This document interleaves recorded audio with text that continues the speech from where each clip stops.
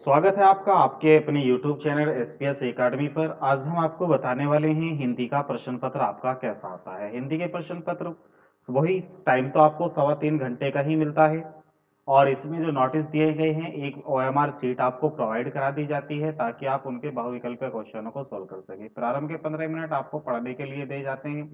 इस प्रश्न पत्र में दो खंड होंगे, एक ए और दूसरा ब।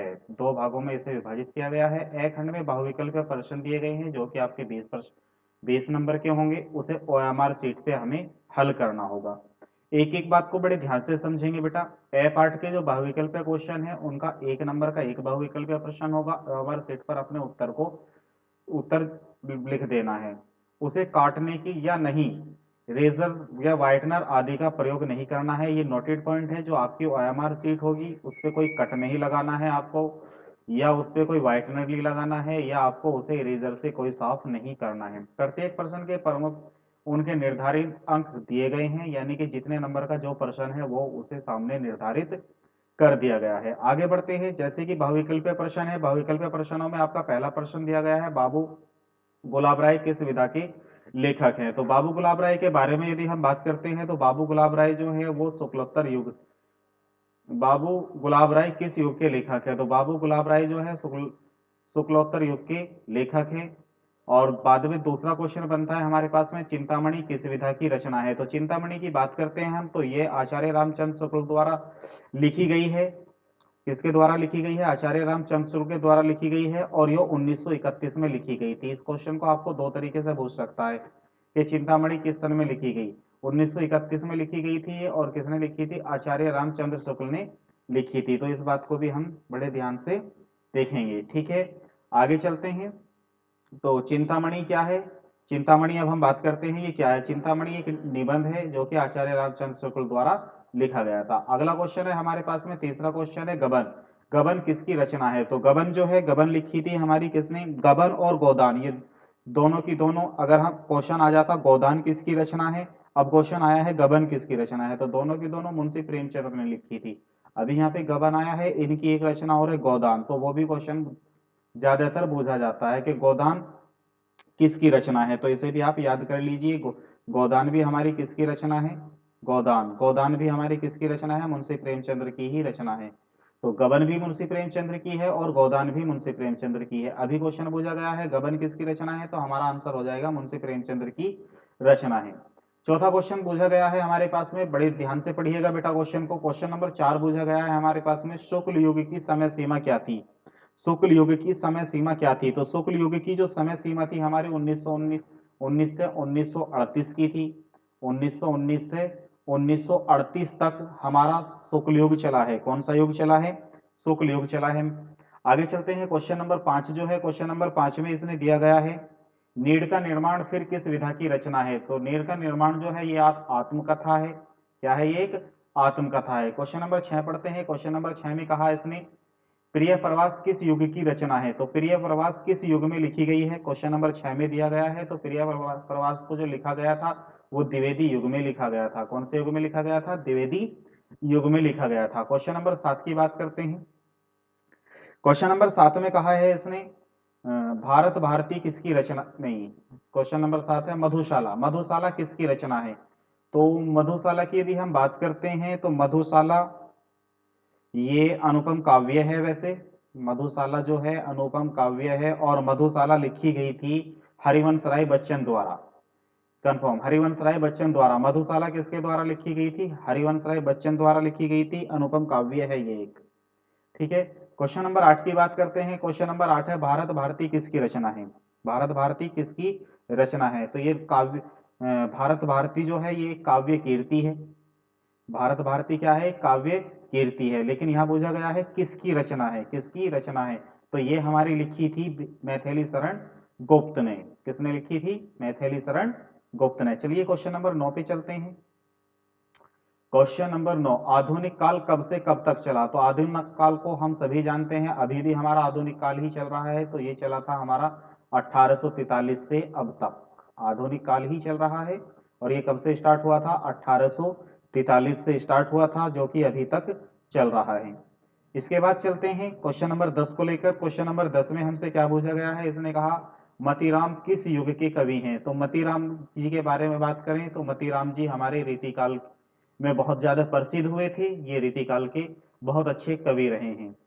आगे चलते हैं, हास्य रस का स्थायी भाव क्या है? तो इसे तो आप सभी जानते हैं, हास्य रस का स्थायी भाव क्या है? हास है। क्वेश्चन नंबर 12 दिया गया है, बड़े ध्यान से पढ़ो इसको बेटा, पंक्तियां दी गई हैं। सोहत ओढ़े पीत पत श्याम, सलोने गात, मनोनील मणि शैल पर, आतप सूर्य प्रकाश। तो ये इसमें पूछा गया है उपयुक्त पंक्तियों में कौन सा अलंकार है? उपयुक्त पंक्तियों में कौन सा अलंकार है? तो इसमें बेटा हमारे पास में उत्प्रेक्ष अलंकार है। कौन सा अलंकार है? उत्प्रेक्ष अलंकार। क्वेश्चन नंबर 13 की बात करते हैं। क्वेश्चन नंबर 13 में कहा रोला छंद में कुल कितने चरण होते हैं? तो कितने चरण होते हैं बेटा? 4 चरण होते हैं। आकर्षक शब्द में किस उपसर्ग का प्रयोग किया गया है? तो आकर्षक में यदि हम बात करें तो आकर्षक शब्द में आ शब्द का उपसर्ग का प्रयोग किया गया है। तो इसका ऑप्शन नंबर क्या हो जाएगा? डी हो जाएगा। बात करते हैं क्वेश्चन नंबर 15 की। क्वेश्चन नंबर 15 में कहा रचना के आधार पर काव्य के कितने भेद होते हैं? तो रचना के आधार पर काव्य के 3 भेद होते हैं। क्वेश्चन नंबर 16 की बात कर लेते हैं। क्वेश्चन नंबर 16 में कहा पीताम्बर में कौन सा समास है? पीताम्बर में कौन सा समास है? तो क्वेश्चन नंबर 16 में पीताम्बर में कौन सा समास है? तो इसमें हो जाएगा बेटा इसका ऑप्शन नंबर सी, बहुव्रीहि इसका पीताम्बर का समास है। क्वेश्चन नंबर 17 है आंसू का तत्सम रूप। आंसू का तत्सम रूप क्या होता है? अश्रु होता है। तो ये सभी जानते हैं हम। तो इसका 17 का कौन सा पार्ट हो जाएगा? ए पार्ट हो जाएगा। बात करते हैं क्वेश्चन नंबर 18 की। कृत्य वाच्य में किसकी प्रधानता होती है? तो कर्म की प्रधानता होती है। किसकी प्रधानता होती है? कर्म की प्रधानता होती है। क्वेश्चन नंबर 19 है ताभ्य शब्द में वचन और विभक्ति। तो ताभ्य शब्द में चतुर्थी विभक्ति है और बहुवचन है, निम्नलिखित से सर्वनाम है। तो ये आसानी से कर देंगे हम बेटा। आगे बढ़ते हैं। इसका जो बैक पार्ट दिया गया था तो हमने इसके 20 के 20 बहुविकल्पीय प्रश्न सॉल्व कर लिए हैं। तो अब देखते हैं जो इसका बैक पार्ट मिलता है वो किस तरीके का मिलता है। तो बैक पार्ट में हमें क्या देता है? वर्णात्मक प्रश्न बै में चलते हैं। पहला प्रश्न हमें दिया जाता है जो कि एक व्याख्या लिखी हुई थी, जो हमारे पास में एक गद्यांश लिखा हुआ होता है और उसका हमें संदर्भ लिखना होता है कि वो किस पार्ट से लिया गया है। उसमें हमें एक पंक्तियां दे देगा कुछ और वो पूछेगा कि ये संदर्भ जो है कौन से किस किताब से लिया गया है और इसका संदर्भ लिखिए, यानी कि किस पार्ट से लिया गया है, इसके लेखक कौन है, हमें इसके संदर्भ में डाल देना है। उपयुक्त गद्यांश का संदर्भ लिखिए। ठीक है। फिर कहा गद्यांश के रेखांकित अंश की व्याख्या कीजिए। तो ये क्वेश्चन तो बेटा जरूर आता है, कोई से भी चैप्टर से आ सकता है। पहले दूसरे तीसरे चैप्टर आपने जो चैप्टर पढ़े हैं उन्हें अच्छे से तैयारी कीजिए। व्याख्या करने के लिए 100 के 100% परीक्षा में पूछी जाती है। ठीक है। तो पहले प्रश्न में ही आपको 2 व्याख्या दी गई हैं, 2 व्याख्याएं करने के लिए दी गई हैं। तो दोनों चैप्टरों में से आपको जिस चैप्टर की व्याख्या अच्छे से आती हो या जिसको आप अच्छे से समझ पाते हो उसी की व्याख्या आप प्रश्न पत्र में लिखिएगा। मैं एक सेकंड वीडियो बनाऊंगा, आप व्याख्या को आसानी से कैसे लिख के आ सकते हैं उसको बिल्कुल भी मिस मत करना। आगे चलते हैं। क्वेश्चन नंबर 2 आएगा बेटा गद्यांश पर आधारित 3 प्रश्नों के उत्तर दीजिए। यहाँ पर भी हमारे पास में कुछ पंक्तियां लिखी गई हैं और इसमें फिर संदर्भ बोझ लिया, व्याख्या बोझ दिया और कौन सा अलंकार है इसमें ये बोझ दिया। नीचे भी हमारे पास में अथवा दिया गया है, कुछ पंक्तियां लिख दी गई हैं और उन पंक्तियों का संदर्भ और व्याख्या इन दोनों में से आपको कहीं ना कहीं एक ही हल करना है। क्वेश्चन नंबर 2 में हमारे पास में 2 प्रश्न दिए गए हैं, दोनों प्रश्नों में से एक को ही हल करना है क्योंकि अथवा में दिया गया है। तो जो आपको सबसे अच्छा लगे, जो आपको आसान लगे वो ही प्रश्न हल करके आना। क्वेश्चन नंबर 3 में आपको संस्कृत में कुछ लाइनें दे दी जाएंगी और आपको उसका हिंदी अनुवाद करना है। क्या करना है बेटा? उसका हिंदी अनुवाद करना है। तो ऐसा नगरी भारतीय संस्कृति ये आपको बहुत अच्छे तरीके से याद हो गई होगी पहले चैप्टर में से। तो संस्कृत की हिंदी अनुवाद करने के लिए आता ही आता है। बाकी आप पहले दूसरे तीसरे 3 चैप्टर की तो कम से कम याद कर लीजिए। ये किसी और चैप्टर से दी गई है, अस्माकक कौजिन्य ये ऐसा नगरी वाले चैप्टर से दी गई है। तो आपको जिस चैप्टर की संस्कृत की हिंदी आसान लगे, जिसके आप आसानी से लिख सको या जिसके आप आसानी से बना सको, केवल उसी की ही लिखने की कोशिश करें, बाकी अपना टाइम वेस्ट ना करें। आगे क्वेश्चन नंबर 4 में संस्कृत का एक संदर्भ पद्यांश दे दिया गया है, उसका हमें संदर्भ लिखना है।